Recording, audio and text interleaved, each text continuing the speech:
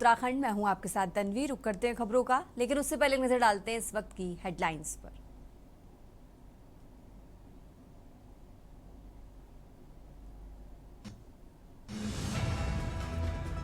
Dhami cabinet की अहम बैठक आज सीएम धामी की अध्यक्षता में होगी कैबिनेट बैठक। देहरादून सचिवालय में 12 बजे होगी बैठक। सीएम धामी ने नंदा राज जात यात्रा मार्ग पर दूरसंचार की व्यवस्थाओं के साथ डिजिटल ट्रैकिंग सिस्टम बनाने के दिए निर्देश। प्रदेश में त्रिस्तरीय पंचायतों में आरक्षण प्रस्तावों पर आपत्तियों की भरमार। 12 जिलों में 3000 से ज्यादा आपत्तियां मिली। ईडी ने नशा तस्करी के खिलाफ की बड़ी कार्रवाई। उत्तराखंड और यूपी, पंजाब, हरियाणा समेत 15 ठिकानों पर की छापेमारी। चारधाम यात्रा में हेली सेवा संचालन में नियमों का पालन करने के लिए सशस्त्र धारा टेलीड्रोम में कमांडिंग कंट्रोल सेंटर स्थापित। उत्तराखंड से लेकर ओडिशा तक आज भारी बारिश के आसार। बिहार तक पहुंचा दक्षिण पश्चिम मानसून।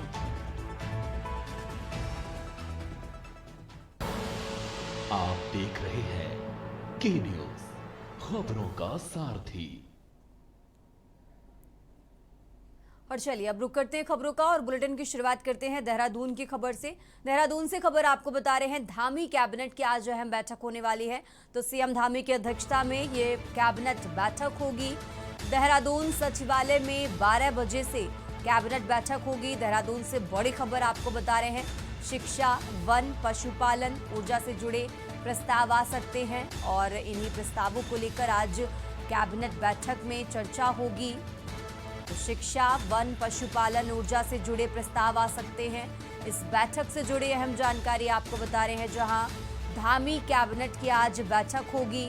तो सीएम धामी की अध्यक्षता में कैबिनेट बैठक होगी। आपको बता दें 12 बजे का समय जब देहरादून सचिवालय में ये कैबिनेट बैठक होगी और इस बैठक में शिक्षा, वन, पशुपालन, ऊर्जा से जुड़े प्रस्ताव आ सकते हैं।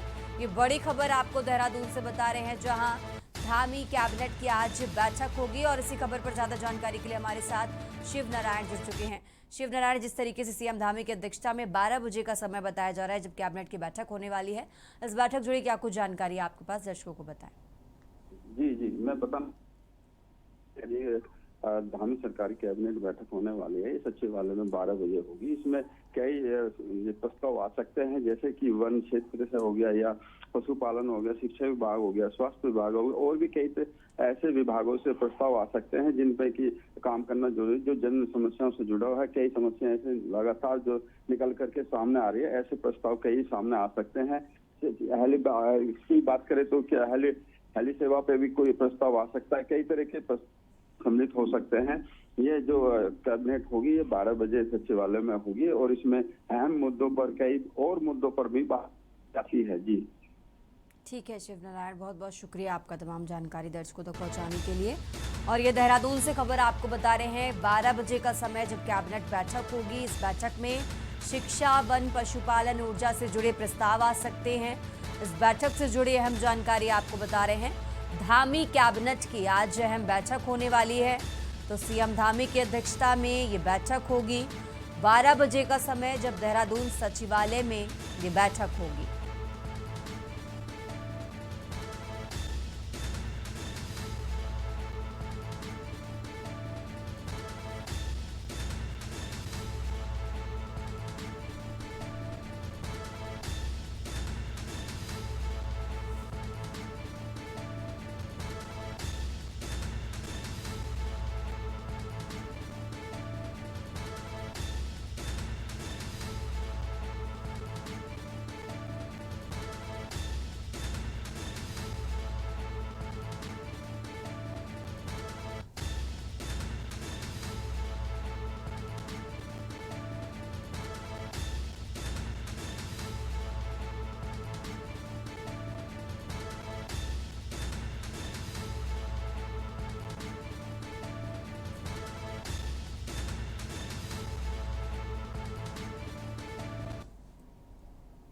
और चलिए खबरों में आगे बढ़ते हैं। खबर देहरादून से है। बीजेपी के प्रदेश प्रभारी दुष्यंत गौतम के द्वारा हेलीकॉप्टर हादसे पर दिए बयान को लेकर देहरादून कांग्रेस महानगर ने महानगर अध्यक्ष डॉक्टर जसविंदर सिंह गोगी के नेतृत्व में देहरादून के किशन नगर चौक पर बीजेपी के प्रदेश प्रभारी दुष्यंत गौतम का पुतला दहन किया।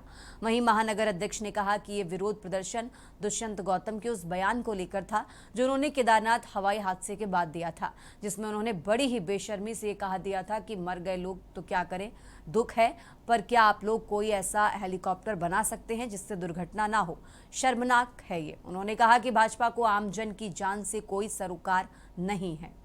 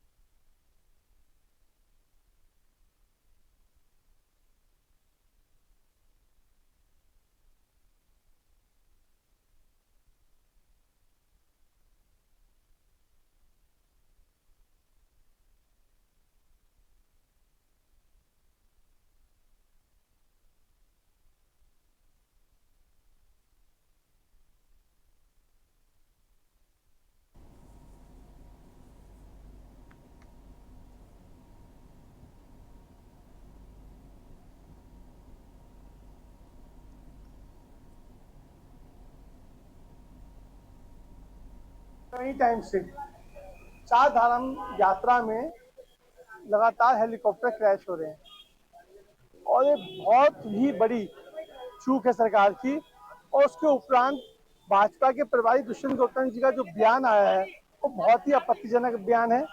उसकी जितनी भी निंदा की जाए उतनी कम है।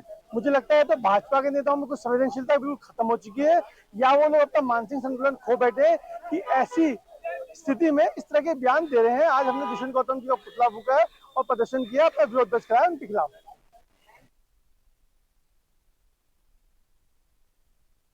खबरों में आगे बढ़ते अब खबर बागेश्वर से है, जहां शहर में जिला अस्पताल के समीप स्थित एक रिहायशी मकान में अचानक से आग लग गई।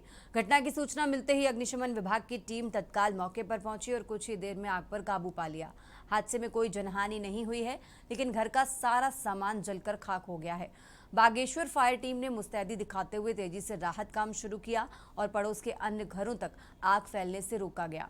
स्थानीय लोगों के अनुसार मकान से धुआं निकलता देख क्षेत्र में हड़कंप मच गया। मौके पर पहुंची फायर टीम ने गैस सिलेंडर और इलेक्ट्रिक कनेक्शन को समय रहते अलग कर बड़ी दुर्घटना को टाल दिया। आग लगने के कारणों की जांच की जा रही है। प्रथम दृष्टया शॉर्ट सर्किट की आशंका जताई जा रही है।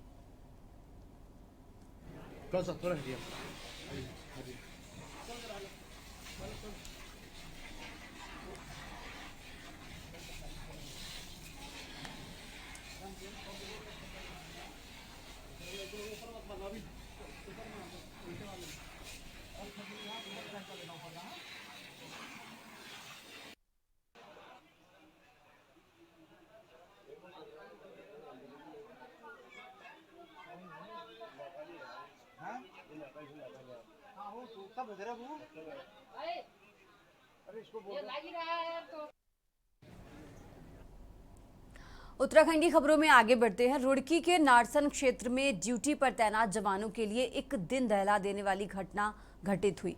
तेज रफ्तार स्कॉर्पियो ने गश्त पर निकले पीआरडी जवान धनपाल और होमगार्ड प्रदीप की बाइक को टक्कर मार दी।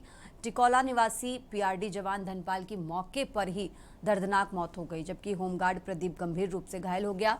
उसे पहले सिविल अस्पताल ले जाया गया, जहां से उसकी हालत नाजुक देखते हुए हायर सेंटर रेफर किया गया। पुलिस ने घटनास्थल से स्कॉर्पियो और बाइक को कब्जे में लेकर जांच शुरू कर दी है। मृतक जवान के शव को पोस्टमार्टम के लिए भेज दिया गया है। ये हादसा न केवल कानून व्यवस्था की ड्यूटी निभा रहे जवानों की सुरक्षा पर सवाल खड़े करता है।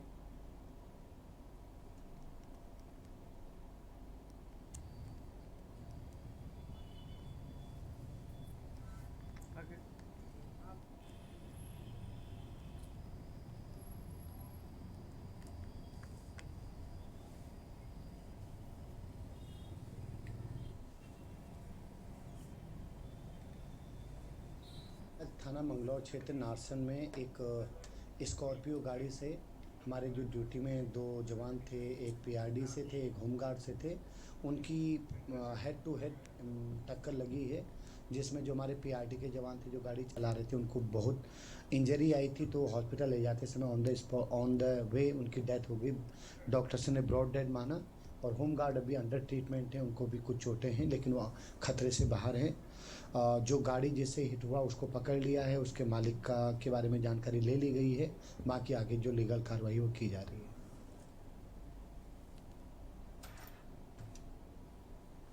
खबरों में आगे बढ़ते हैं। पौड़ी जिले के जिलाधिकारी डॉक्टर आशीष चौहान की अध्यक्षता में यमकेश्वर विधानसभा क्षेत्र के तहसील यमकेश्वर के अंतर्गत गीता आश्रम परिसर में तहसील दिवस का आयोजन किया गया। तहसील दिवस पर कुल 9 शिकायतें दर्ज हुई, जिसमें से 4 का मौके पर ही निस्तारण किया गया, जबकि शेष पर संबंधित अधिकारियों को एक पखवाड़े के भीतर निस्तारण के निर्देश दिए गए। तहसील दिवस में ग्राम पंचायत खायखाल के मनोज नेगी ने अपनी फरियाद में कहा कि तहसील यमकेश्वर के तोक ढिकेड़ा गौरी खेत थपड़ियाल खेत में बिजली के खंभों की स्थिति जर्जर हो चुकी है, जिस पर जिलाधिकारी ने अधिशासी अभियंता यूपीसीएल को प्राथमिकता के आधार पर उस संबंधित क्षेत्र का सर्वे कराकर आवश्यक कार्रवाई करने के निर्देश दिए हैं।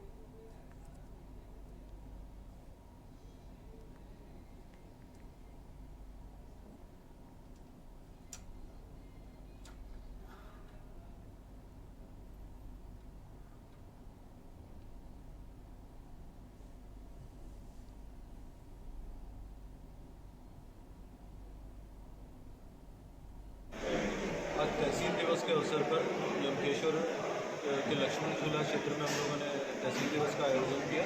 विभिन्न विभाग भी यहाँ पर उपस्थित थे और अनेक शिकायतकर्ताओं की जो शिकायतें थी उनका भी त्वरित गति से निस्तारण करने के लिए मैंने ऑफिसर्स को डायरेक्शन दिए और इसके अलावा कावड़ को लेकर भी प्रिपरेटरी मीटिंग जो होनी है वो करवाई गई है। डेंगू, क्योंकि इस एरिया में डेंगू के पाए गए हैं, उनका लार्वा या सोर्स रिडक्शन के लिए जो एक्टिविटी हमारे द्वारा करवाई जाती है उसके लिए भी मेरे द्वारा डायरेक्शंस दिए गए। तो इस तरीके से मल्टीपल इश्यूज़ को एड्रेस किया गया। योग दिवस की प्लानिंग को भी रिव्यू किया गया और साथ ही नदी उत्सव जो माननीय मुख्यमंत्री जी द्वारा डायरेक्शंस दिए गए थे, तो इस क्षेत्र में उसकी प्लानिंग पर भी मेरे द्वारा ऑफिसर्स को न केवल डायरेक्शन दिए गए बल्कि इसको रिव्यू भी किया गया। खबरों में आगे बढ़ते हैं। महाराष्ट्र के पूर्व राज्यपाल और उत्तराखंड के पूर्व मुख्यमंत्री भगत सिंह कोश्यारी का 43वां जन्मदिन हल्द्वानी में धूमधाम से मनाया गया। हल्द्वानी के अंबेडकर पार्क में इस मौके पर एक समरसता कार्यक्रम आयोजित किया गया, जिसमें मुख्य अतिथि भगत सिंह कोश्यारी ने शिरकत की। मीडिया से बात करते हुए उन्होंने कहा कि राज्य की ठाड़ी सरकार 95% सही काम कर रही है और 5% शिकायतें आती हैं, लेकिन कोई भी 100% ठीक नहीं हो सकता, इसलिए धामी सरकार बहुत अच्छा काम कर रही है।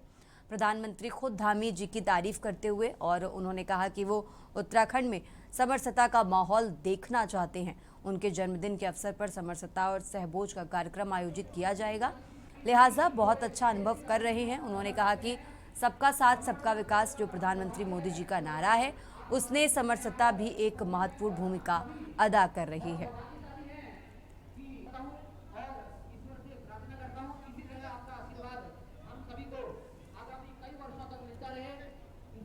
दीर्घायु की कामना करता हूँ और आप सभी का पुनः बहुत बहुत स्वागत और अभिनंदन करता हूँ। धन्यवाद।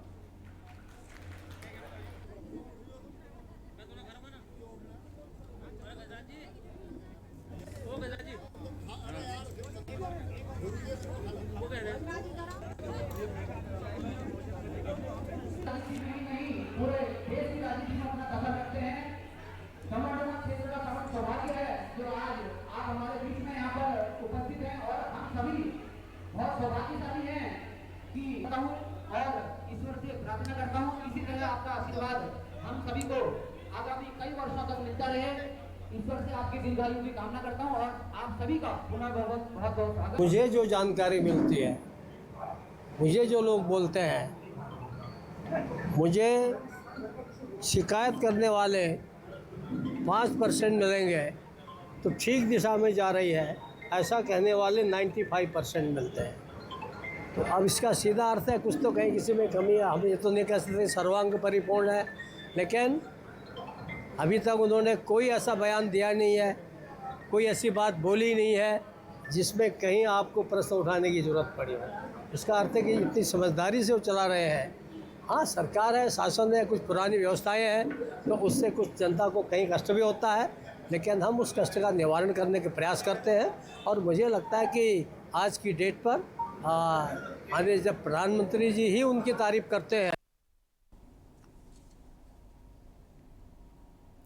खबरों में आगे बढ़ते हैं। नैनीताल नगर पालिका सभागार में पालिका अध्यक्ष डॉक्टर सरस्वती खेतवाल की अध्यक्षता में विशेष बोर्ड बैठक आहूत की गई।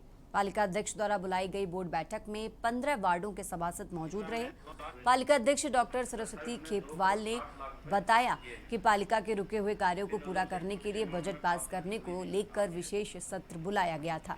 पालिका अध्यक्ष ने कहा कि बैठक के दौरान नगर व झील की साफ सफाई सहित विभिन्न मुद्दों पर विस्तार से चर्चा की गई।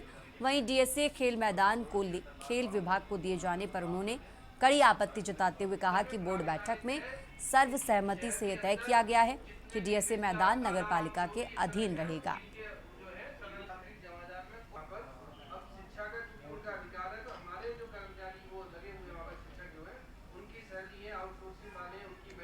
समिति के माध्यम से प्रस्तावित हमारा आएगा, पता नहीं लगेगा। यदि उसमें कोई संशोधन जो पुराना है वो भी हम आपको बताएंगे। 7,386 रुपये 24-25 में प्राप्त हुए थे। इसमें हमने 2 लाख हुए थे, प्रस्तावित हमने 2 करोड़ 60 लाख रुपए किए हैं। फिर नजूर से एक छोटी सी अमाउंट हमें प्राप्त आती है। जो 24-25 में हमें 5,68,000 रुपये प्राप्त हुए थे। लेकिन जो प्रोजेक्शन जो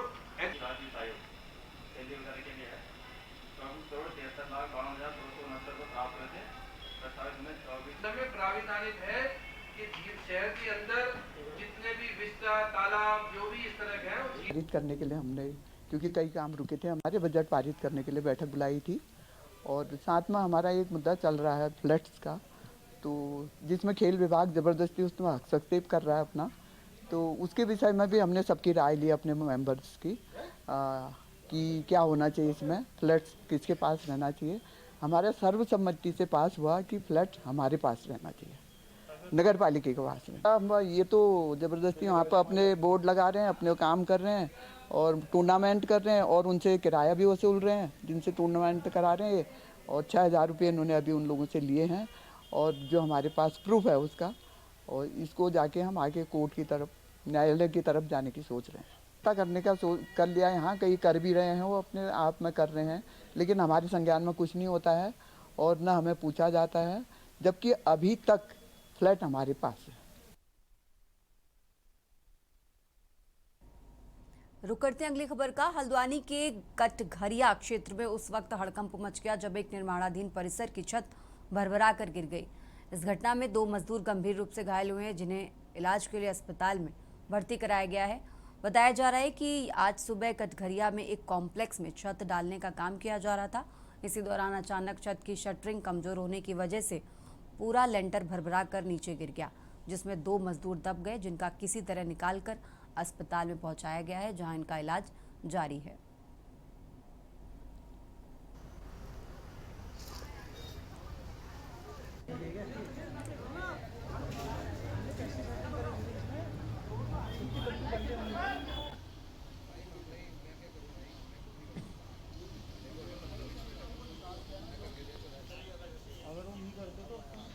कितने थे मजदूर इसमें?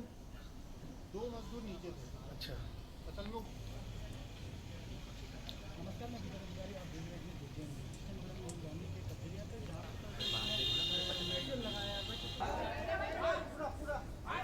ये कटघरिया क्षेत्र में एक निर्माणाधीन कॉम्प्लेक्स जिसमें कि लेंटर डालने का कार्य किया जा रहा था, वो अचानक ढह गया, जिसकी चपेट में 2 लेबर आई थी, जिनको हॉस्पिटल भिजवाया गया। वो दोनों खतरे से बाहर हैं, ठीक है। पुलिस द्वारा उसको फिलहाल सील कर दिया गया है और ये कैसे ढहा, क्यों ये घटना हुई, इसकी जांच की जा रही है। 1.5 घंटा पहले यहाँ पे ये कॉम्प्लेक्स का छत डल रही थी और उतने में क्या हुआ कि नीचे इनको लगा कि कमज़ोर हो गया है बेस, तो ये नीचे दो लेबरों को इन्होंने नीचे बेस को देखने के लिए भेजा। उतने में ही ये पूरा कॉम्प्लेक्स जो है नीचे आ गया और नीचे आने से वो 2 लेबर दब गए। अभी सडनली हमने देखा तो हमने उनको निकाला और निकाल के सीधे हॉस्पिटल भिजवाया। अभी तो जिला अस्पताल में वो भर्ती है।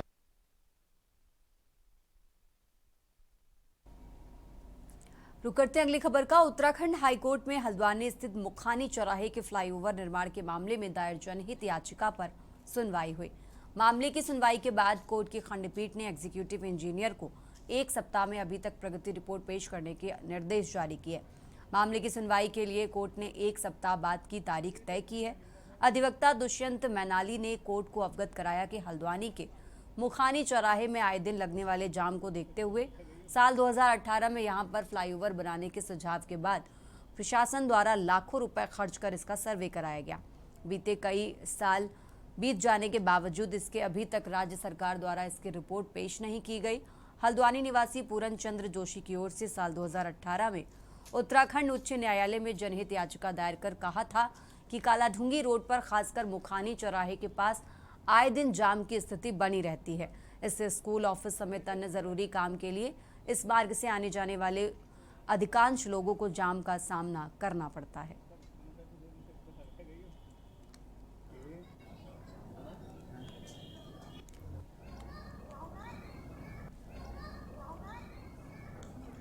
दो 2018 में मुखानी चौराहे पर जो ट्रैफिक कंजेशन की समस्या थी उसको लेकर PIL फाइल हुई थी, जिसके बाद जो डायरेक्शंस हुई थी उसके क्रम में वहाँ पर अतिक्रमण भी हटाया गया था और कुछ सिविल इम्प्रूवमेंट वर्क भी हुए थे। लेकिन उसके बाद एक फ्लाईओवर का सजेशन एडमिनिस्ट्रेशन की ओर से कोर्ट में दिया गया था, जिस पर कोर्ट ने उनको स्टडी करने के लिए कहा था, जिस पर फीजिबिलिटी स्टडी कराई गई थी। उसके बाद कई लाख रुपए उसमें खर्च भी हुए, परंतु वो रिपोर्ट अभी तक कोर्ट में प्रस्तुत नहीं हुई है। तो कोर्ट ने एग्जीक्यूटिव इंजीनियर को डायरेक्ट किया है कि वो इससे रिलेटेड जो भी प्रोग्रेस हुई है मुखानी चौराहे के संबंध में वो 1 सप्ताह में हाईकोर्ट में फाइल करें।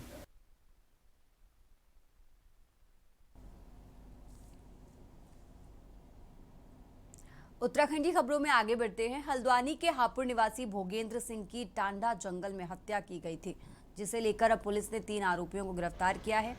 एसपी सिटी प्रकाश चंद्र ने प्रेस वार्ता कर घटना का खुलासा किया। उन्होंने बताया कि मुख्य आरोपी बालम सिंह बिष्ट ने अपने 2 साथियों हरीश नेगी और उमेश बोरा के साथ मिलकर भोगेंद्र सिंह की हत्या की।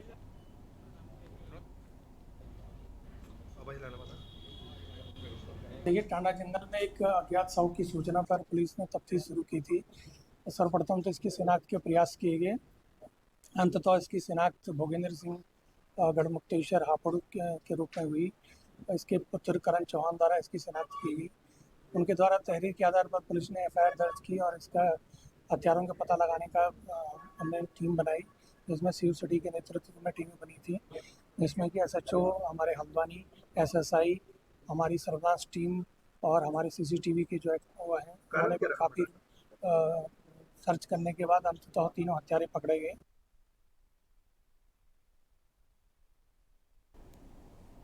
और अब खबर रामनगर से है, जहां युवा कांग्रेस कार्यकर्ताओं ने नशा कारोबार और अपराधों की बढ़त जारी रहने की खिलाफत की।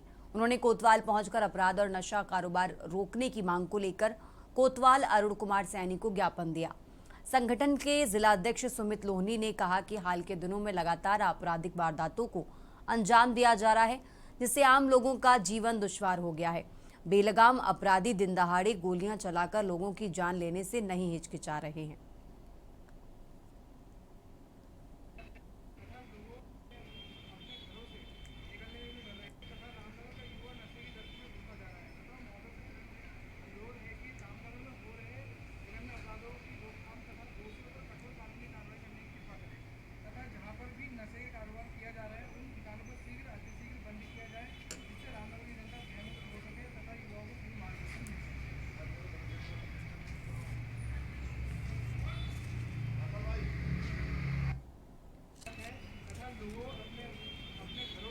दिया है और कोतवाल साहब से आग्रह किया है कि आए दिन रामनगर में आप देख रहे होंगे मर्डर की घटना, चोरी की घटना, नशे की घटना, कोई युवा नशे से वहाँ लिप्त है, कोई युवाओं का मर्डर कहीं पर हो जा रहा है और आपसी गुटबाजी में ऐसे गुट रामनगर में हो गए हैं कि आए दिन उनका दंगा फिसाद यहाँ पर देखने को मिलता है।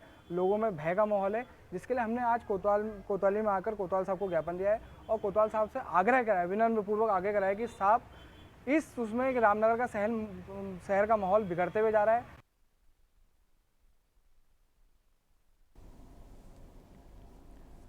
और इसी बीच एक और अहम जानकारी आपको बता रहे हैं रुद्रप्रयाग से, जहां हेलीकॉप्टर हादसे के बाद एक्शन। ट्रांस भारत कंपनी के 2 पायलटों के लाइसेंस रद्द किए गए हैं। ये बड़ी खबर आपको रुद्रप्रयाग से बता रहे हैं, जहां 6 महीने के लिए पायलटों के लाइसेंस रद्द किए गए। खराब मौसम में हेलीकॉप्टर उड़ाने पर यह एक्शन लिया गया है। तो बड़ी खबर आपको रुद्रप्रयाग से बता रहे हैं, जहां बीते 15 जून को दोनों पायलट ने उड़ान भरी थी। तो पायलट योगेश ग्रेवाल, जितेंद्र हरजई पर यह कार्रवाई हुई है। डीजीसीए की कार्रवाई से हेली कंपनियों में हड़कंप मचा है। रुद्रप्रयाग से खबर आपको बता रहे हैं, बीते 15 जून को आर्यन कंपनी का हेलीकॉप्टर क्रैश हुआ था। तो हेलीकॉप्टर हादसे के बाद बड़ा एक्शन सामने आया है। रुद्रप्रयाग से खबर आपको बता रहे हैं, ट्रांस भारत कंपनी के 2 पायलटों के लाइसेंस रद्द किए गए हैं। 6 महीने के लिए पायलटों के लाइसेंस रद्द किए गए। तो खराब मौसम में हेलीकॉप्टर उड़ाने पर यह एक्शन लिया गया है। रुद्रप्रयाग से खबर आपको बता रहे हैं, बीते 15 जून को दोनों पायलट ने उड़ान भरी थी और अब इस हादसे के बाद दोनों पायलटों पर यह एक्शन लिया गया है।